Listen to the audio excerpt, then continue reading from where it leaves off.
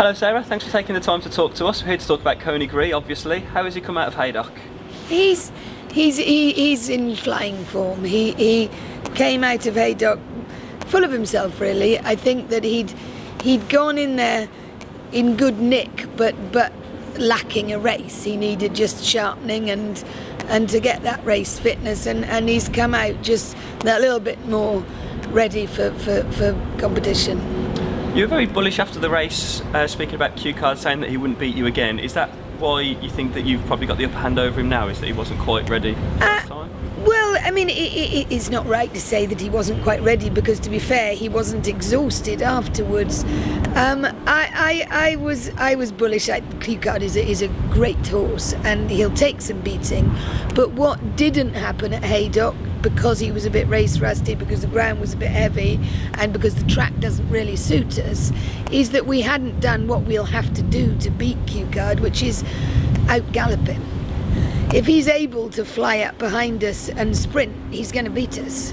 We've got to absolutely serve it up to him so that he's going flat out, and he hasn't got that turn of foot. And yes, I think we can beat Cue Card, but I would have to admit it has to all go right. So you're going to avoid trying to give him a toe into the race this time and just relentless from the off? Yes, absolutely. I think that's what we did, is we let him have a toe, and he cruised up behind us, and then he's always... And to be fair to our fellow, he did sprint round the home bend, but he'll never maintain that. His point is to keep going. If we were 10 lengths further forward when Cue Card started his run, he's got to go a bit to get to us. Then we can battle with him, then we can make a race of it. And what about if Thistlecrack lines up? Is he somebody that worries you as well? The Thistlecrack is obviously a wonderful, wonderful horse, but he's... I genuinely think that Coneygree's novice jumping was totally exceptional, and you saw that when he ran in the Feltham at Kempton. He went to speed that the others can't. The ordinary novices were very good novices, couldn't jump at. And I think that Thistlecrack has shown that he's a very, very good jumper, but it'll be a big ask for him to jump at grade 1 speed.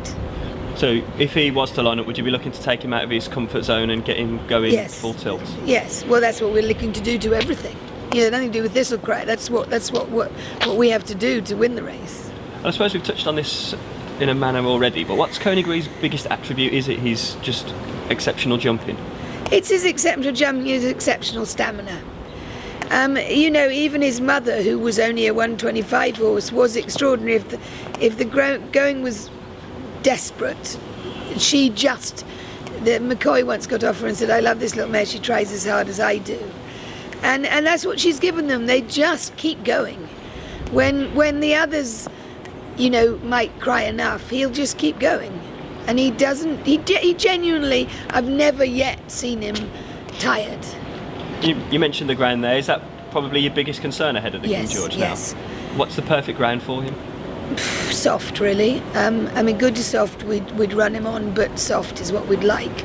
We don't like... I think it's hard for him to get into top gear in that very, very heavy ground that it was at Haydock, but we wouldn't risk him on good ground, really.